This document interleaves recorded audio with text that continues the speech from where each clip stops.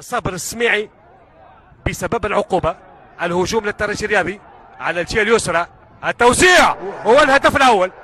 الهدف الأول افتتاح النتيجة في الدقيقة 15 لصالح الترجي الرياضي.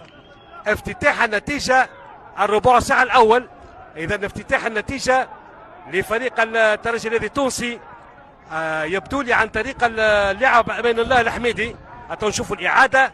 هذه التوغل كان من الجهة اليسرى لصالح الترجي الرياضي التونسي. توزيع الكرة وأمام المرمى. هذه لا الحميدي كان على مستوى الانطلاق في العملية.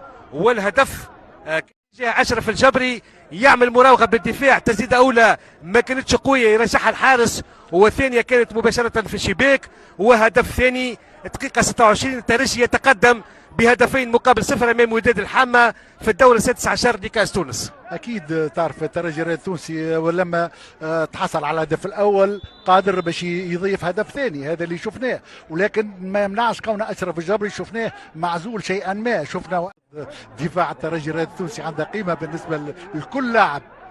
هذا هجوم لاشرف الجبري، يرفع الكرة، التسديدة، الهدف الثالث لصالح الترجي التونسي.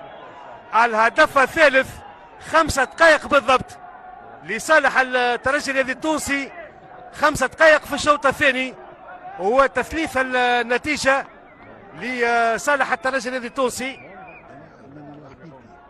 ننتظر من هو صاحب الهدف الثالث بالنسبة للترجي الرياضي بعد عملية هجومية انطلقت من الجهة اليسرى. صقر بوحوش، يعني كرة تقريبا كانت في دين الحارس، فاجأتنا قلنا احنا الحارس تصدى. شوفوا الإعادة ولكن خطأ. هاتوا نشوفوا الإعادة. هذه هي الإعادة. شوفوا الحارس صقر ياخذ الكرة ويفلتها، يفلت الكرة. إذا هدف رابع للترجي. كانت من ضوء تضرب في الدفاع، ترجع أمام الحميدي، إغالة الحارس صقر بوحوش. أيضا يتسجل الهدف في توقيت 19 دقيقة، يعني الدقيقة 64. دقيقة 64 في المباراة.